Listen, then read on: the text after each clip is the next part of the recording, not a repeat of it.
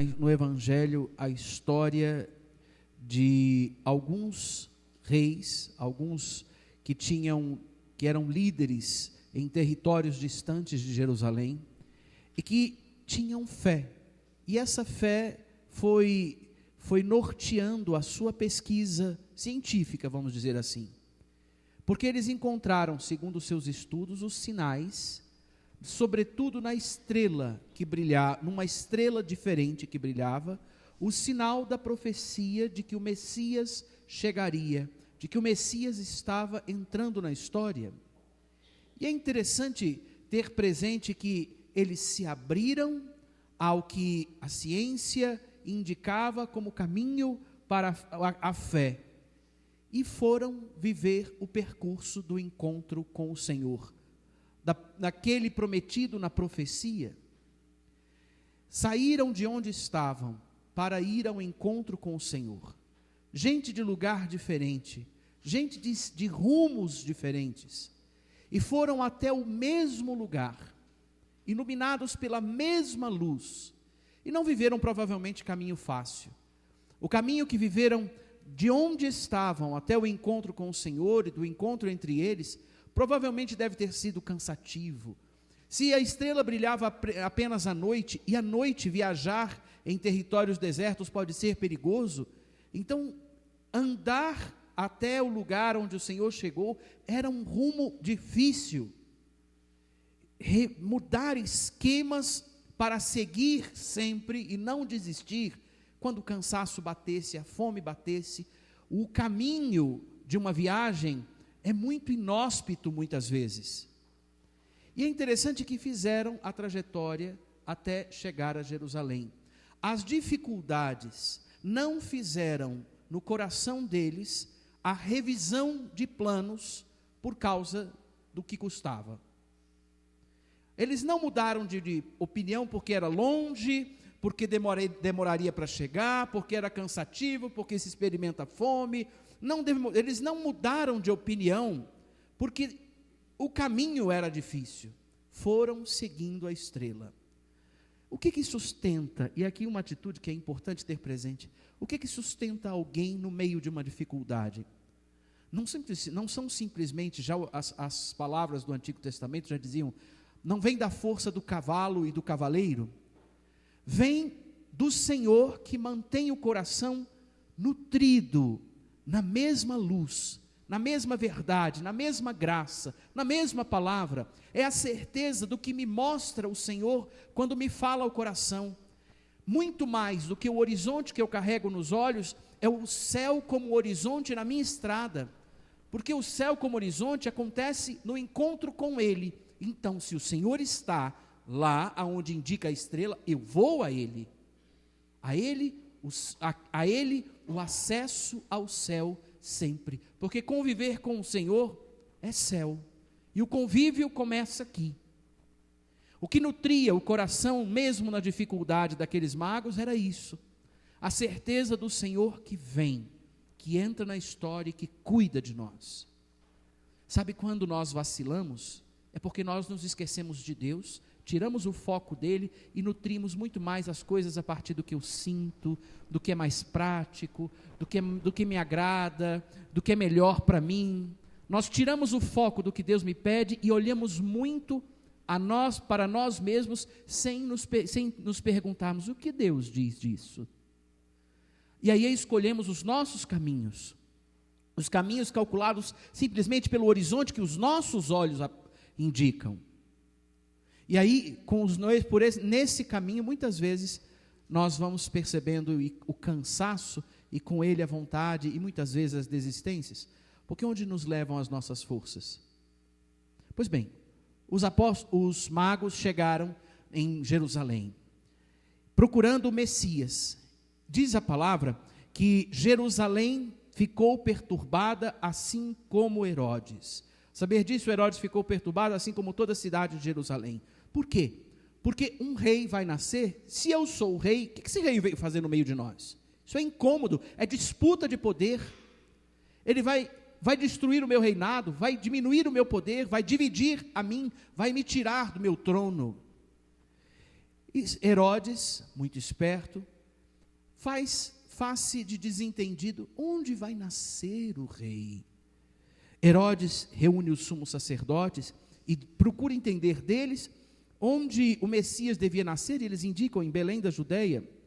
Então chama-os em segredo os magos e diz a eles cuidadosamente, procura saber deles cuidadosamente quando a estrela tinha aparecido, para que ele pudesse calcular: peraí, será que já nasceu? Entender a situação. Depois os enviou a Belém dizendo: ide procurar obter informações exatas, e quando encontrardes, avisai-me para que também eu vá adorá-lo. Sabe, a postura de Herodes foi a de um astuto agarrado ao seu poder, um homem que tem poder, mas não tem fé. Não se abriu ao Senhor que oferece toda a autoridade. Jesus disse a Pilatos: nenhuma autoridade te foi dada, nenhuma autoridade você teria se não tivesse sido dada do céu. Pois bem, Herodes também era nesse posto. E é interessante que ele não se abriu. Ele queria apenas destruir o seu opositor. E era interessante enxergar isso, porque depois a atitude dele foi, quando percebeu que os magos não voltariam, foi mandar matar todos os meninos de 2 anos para baixo na região de Belém. Assim, no pacote dos mortos, Jesus, o Filho de Deus, morreria. O rei morre junto. Aqueles foram testemunhas, morreram por causa do Cristo, porque foram contemporâneos a ele na chegada na terra, na face da terra. Eles foram como Herodes tinha indicado, mas antes como a estrela lhes tinha demonstrado. Depois que ouviram o rei, eles partiram, e a estrela que tinham visto no oriente ia diante deles, até parar sobre o lugar onde estava o menino. Ao verem de novo a estrela, os magos sentiram uma alegria muito grande. A estrela era o sinal que o Senhor lhes dava, de para onde ir. Onde essa luz está hoje? Foi só com eles que brilhava? Para nós, a estrela que brilha é sobretudo a nossa fé clara diante dos acontecimentos do tempo presente. Em quem eu creio? A quem eu busco? E aí podemos medir isso aí mais ou menos comparando um hábito, num curso de Bíblia que fizemos, um hábito que o professor dizia assim: no tempo de Jesus em Jerusalém, em Israel, era costume, quando alguém tinha alguma dúvida, alguma pergunta, ir ao templo. Então, se eu tinha uma dúvida hoje de manhã, eu vou dar um pulinho no templo para perguntar. Eu vou buscar o que o Senhor me diz. Eu vou buscar o que o Senhor nos pede. Hoje em dia, a gente faz isso procurando no Google.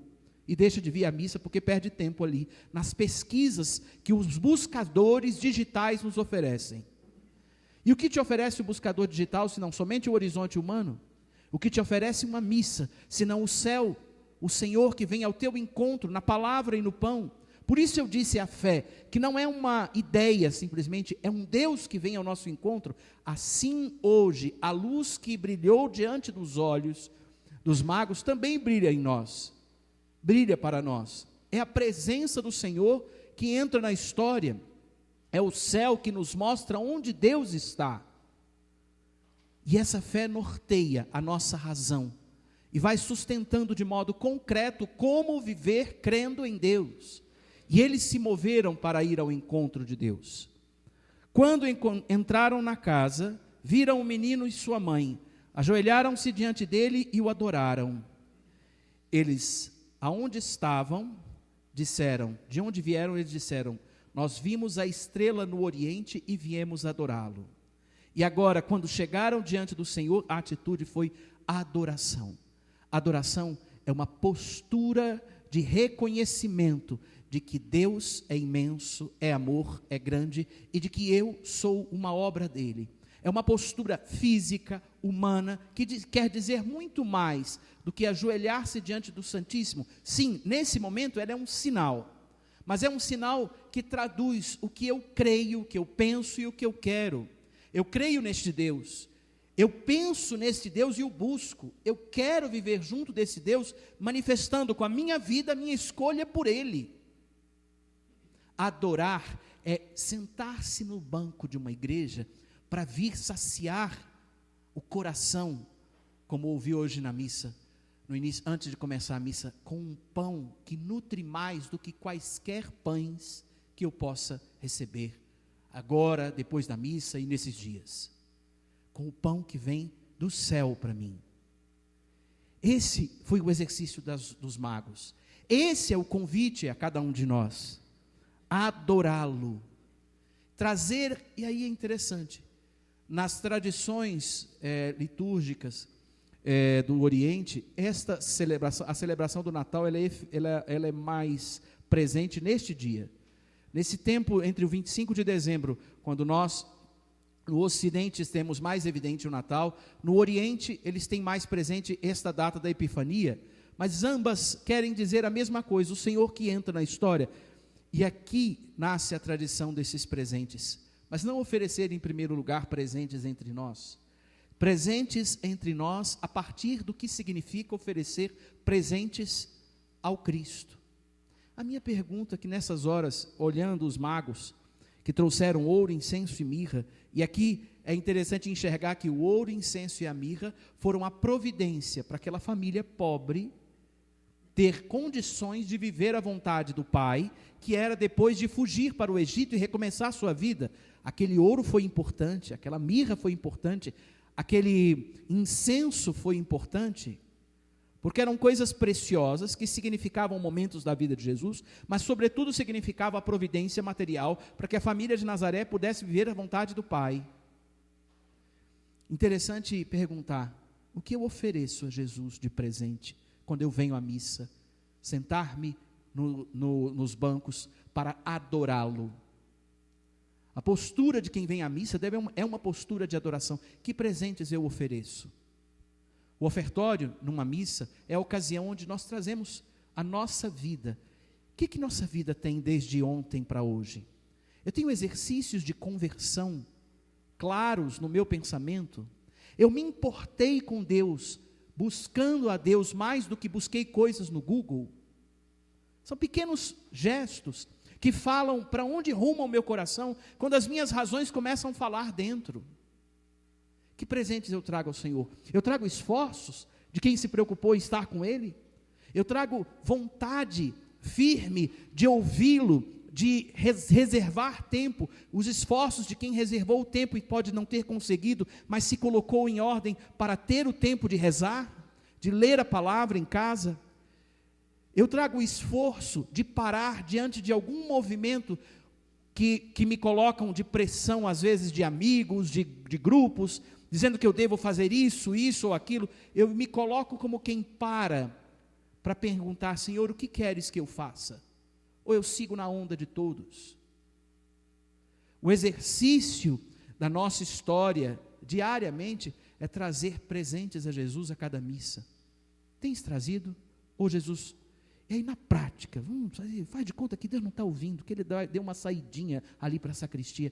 A gente se lembra dele normalmente no cotidiano? Ou a minha vida é uma vida prática, como eu quero, e na teoria é um discurso legal? Opa, Jesus voltou, licença, Senhor. Sabe, vamos deixar uma postura de quem escolhe dar presentes? Assim Jesus vai ficar presente, feliz também com os nossos, tanto quanto significou para a família providência naquele momento. Eu queria sugerir, entre tantas ideias, para colocar em prática essa palavra, uma muito simples, mas que está no último versículo e que me encanta toda vez que eu encontro essa liturgia. E ela sempre me sugere revisões.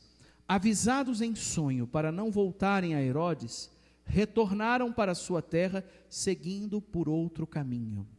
Isso, em outras palavras, na nossa vida significa conversão. Eu encontrei Jesus, a partir de Cristo, eu mudo de estrada. A minha estrada, eu vou descobrir qual é, quando? Quando eu escutar a Ele. Eu vou desligar o Google e vou rezar. Aí eu pergunto para Deus, e Deus me diz. E para onde Ele disser, eu vou. Pronto, simples assim. Ah, padre, mas eu não consigo entender a vontade de Deus. Então começa por exercitar a oração, que afina a tua relação com Deus, porque Deus fala, e se não escuta, é porque alguma coisa aqui não vai bem. Nessa semana eu quero sugerir um exercício que parece bobo, infantil até, mas um exercício que pode ser muito útil para quem quer viver conversões. Normalmente quando a gente sai de casa para ir à igreja, quando sai da igreja para ir para casa, ou sai de casa para comprar pão, ou para fazer, a gente sempre faz um caminho. Quando vai para o trabalho, a gente faz um caminho. Às vezes o caminho é tão comum que nossos pés nem pensam, vai um rumo para aquilo lá, ou o carro já vai sozinho para algum lugar. Pois bem, nessa semana, pega essa sua rotina mais conhecida, mais habitual, e quebra ela um pouquinho. Vai para o trabalho por outro lugar, por outra via, por outro rumo. Nessa semana, ao invés de vir para a missa, fazendo a linha reta, saindo do Lago Norte, saindo da Asa Sul, saindo das quadras, e eu vou pelo caminho mais prático. Faz o caminho que dá um pouco mais de volta. Padre, isso é bobo demais, é perder tempo. Não, vai ser o tráfego necessário para você se preocupar em fazer uma rotina diferente por causa de Deus. E ao fazer a rotina, pense assim, o que eu preciso viver como um novo caminho para ser de fato o que eu digo que sou? Se sou cristão, o que eu preciso viver para ser assim? Cristão de boca é apenas um balão cheio de ar. Cristão, ele é alguém que segue Jesus Cristo e não muda seus costumes, como os magos não mudaram, porque é difícil ser fiel. Difícil foi ser fiel na cruz, mas ele não modificou. Qual o problema que eu tenho com Cristo que não consigo acompanhá-lo? Qual é a conversão de caminho que eu preciso fazer e tenho medo porque pode me fazer modificações, pode fazer perder coisas? Não adianta, no último instante da vida, eu termino com isso. Alguém perguntou assim, padre, mas o senhor não ficou mal com a ideia de o senhor ser transferido justamente na hora que as oficinas vão sair? Falei, no princípio eu fiquei como Jerusalém, como José, como Maria, perturbado. Não vou negar, porque todo mundo, quando ouve um novo caminho, a gente sempre experimenta uma perturbação dentro. Mas é tão interessante que o Senhor sempre apazigua o coração, mostrando o seu rumo. E uma das coisas que tem marcado nesse último tempo é pensar assim, no último dia da minha vida eu vou ter me arrependido de talvez não ter dado mais sims a Deus. Então, se agora eu posso dar os sims que eu não quero, que vão me fazer feliz no último dia, sims que eu quero não ter dado para não me arrepender de não ter feito isso, então agora, Senhor, faz como tu queres. Como Maria disse, como José fez, como os magos fizeram. Sabe, é bonito perceber que naquilo que Deus pede tem um movimento que te prepara para o céu. Eu posso dispensar dizendo não. Eu posso acolher dizendo sim. Basta querer o céu e fazer o caminho que o Senhor indicar, e não simplesmente o rumo que eu estou habituado a viver. Que Deus nos ajude essa semana a modificar caminhos, porque quero adorar o Senhor, mais do que o Google quando busco respostas. Amém.